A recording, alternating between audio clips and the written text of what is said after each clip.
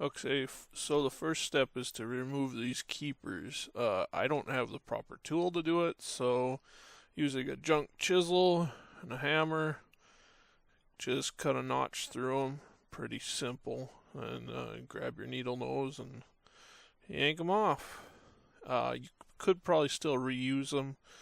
Personally, just threw them away. You don't really need them on there. Your rim and lug nuts are going to hold them on. If your rim and lug nuts fall off, I don't think you're going to be too worried about the drum coming off because you're going down the road without a wheel. So, yeah.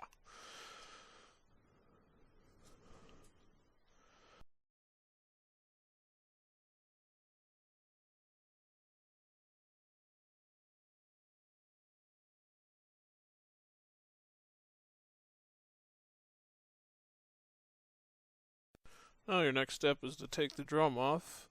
Of course, if it's been sitting on there for 100,000 miles like mine has, you're going to have to persuade it to come loose. Good mallet. In my case, I grabbed the axe, give her some taps.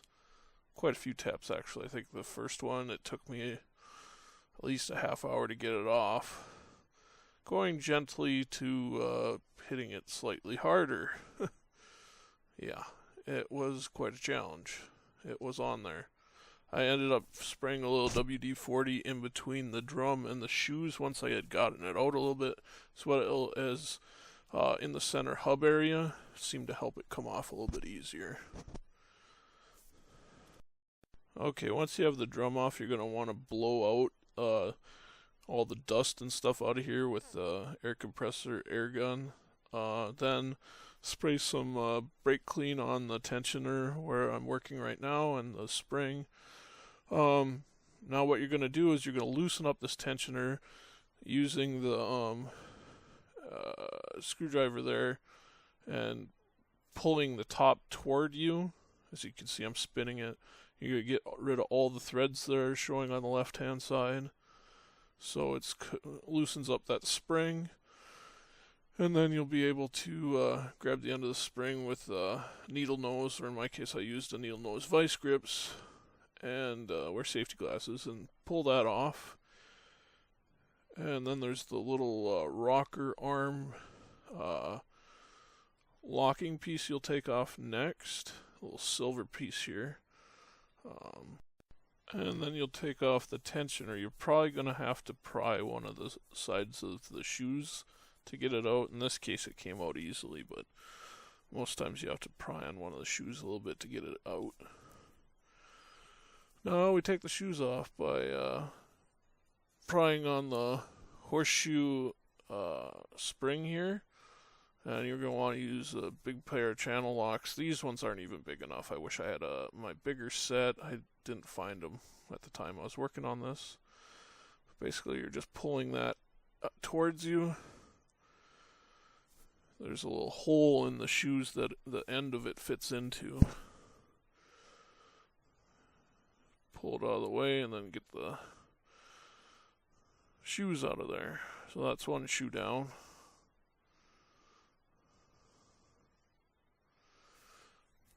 Now the second shoe is a little bit more fun because the parking brake is attached to it. It's the same deal, and this part getting the horseshoe spring out of the way. So there it goes. It's going to hang there because the parking brake is attached to it. You can see the blue line down there in the spring. That's the parking brake line. And that's our very fun next point. I like to pull the spring away from the end of it here. This spring's going to go to the garbage anyhow. We're not putting the shoes back on. So just pull the spring away and then clamp the end so it doesn't get pushed in. If it does, you just pull it out again, but it's nice if it's not moving for a further point here.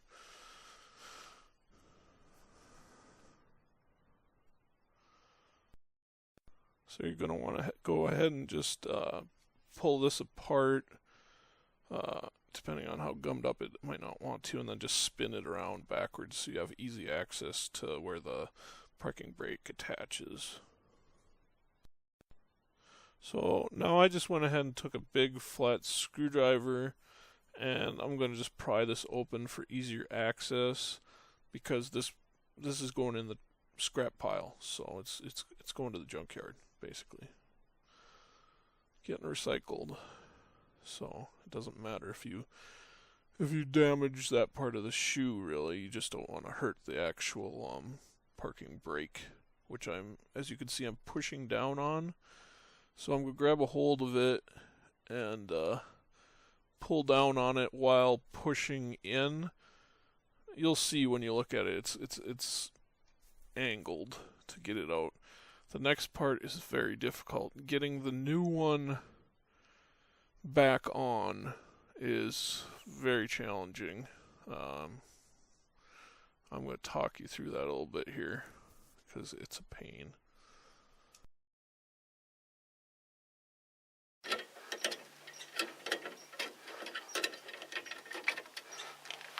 Okay, I got the pair of needle nose on the back of it. But that's working. If I got needle nose on the back of it, I can use the needle nose to push it through.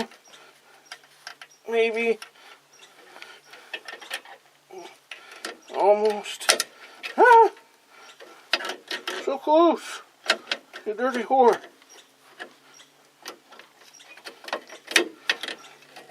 And then pop it up. And through.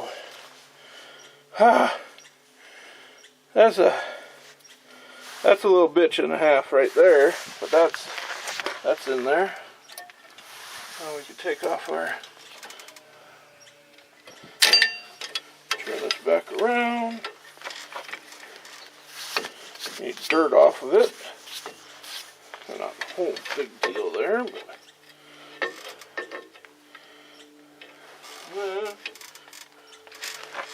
take our big pliers, grab a hold of a horseshoe, pull it out of the way.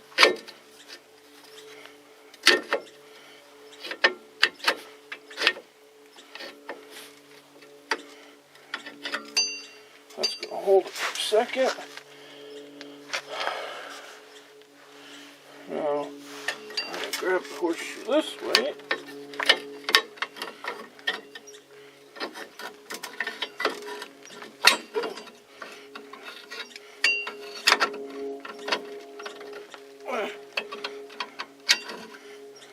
Close.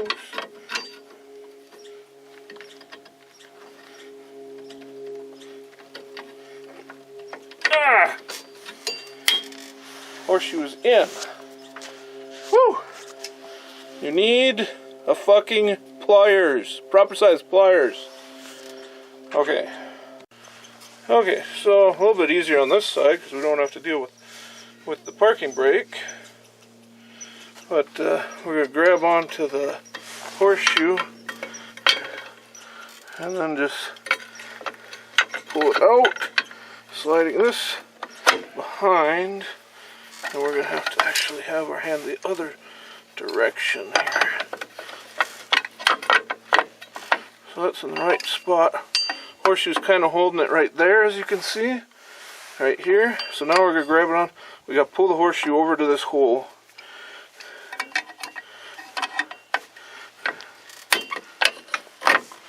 Okay, so we're on.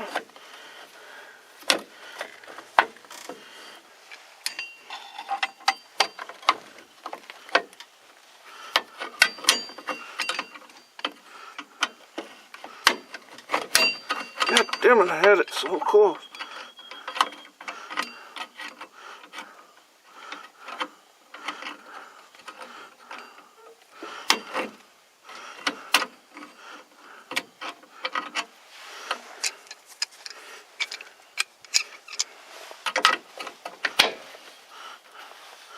I'm cheating.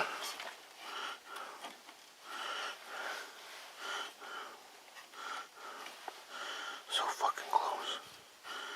So fucking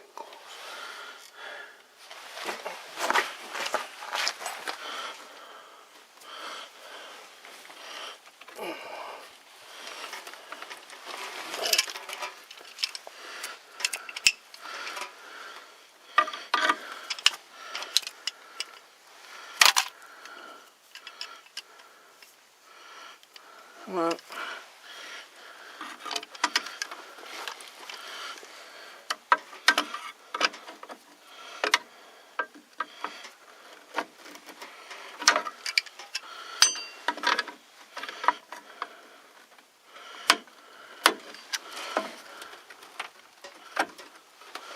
Come on.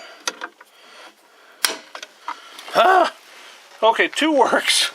But you'd be better off with a big ass, like 14, 16 inch fucking pliers like I have somewhere.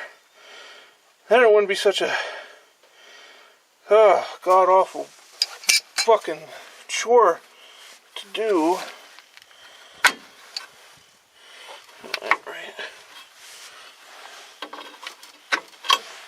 Centered.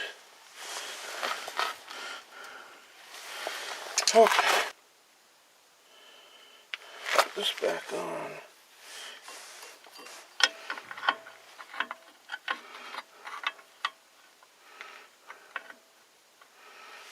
Set that there. The keeper.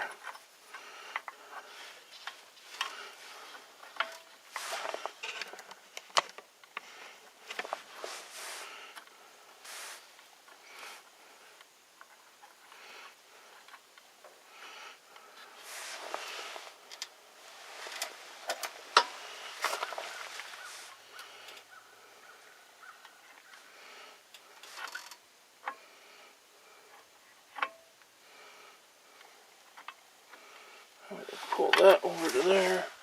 And our vice grips again.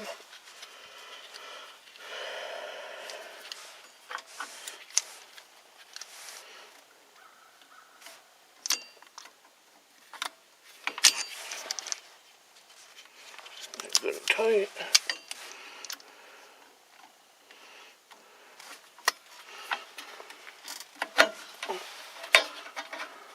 Like so. Okay. That should pull on that like so. Now we gotta tighten up our adjuster.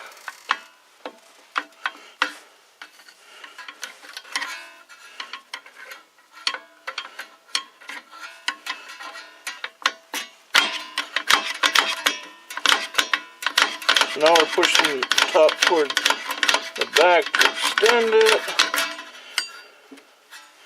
Also, there's that little fucking washer in there that needs to be in the right spot.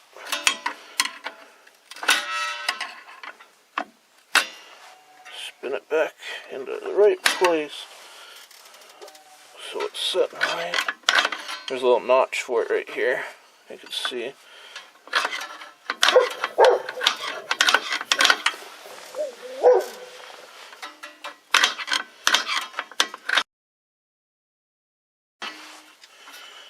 So now we got some tension. I'm going to go clean up the drum and test fit it because we want to make it tight so that it fits. Just fits over it. And then it'll self-adjust by backing up and stuff. So we got it all relatively cleaned up. We hit it with the wheel a little bit, and just cleaned off some of the excess rust and dirt. Same with the inside, and I got it tightened up so that it's fitting on. I might still tighten it a little bit more. It's pretty close. I'm going to leave it. It's almost touching. It's kind of touching. I think it's good. They'll tension themselves if you back up in like a parking lot. So it's on there. You want to mark where you took it off, by the way, so that you're keeping the balance. Pretty sure I'm right with this one, but I'm going to go back and check the video, change it if I need to. But this mark was here, and I'm pretty sure it was on that stud. So I'm going to put the wheel back on, and this one's done.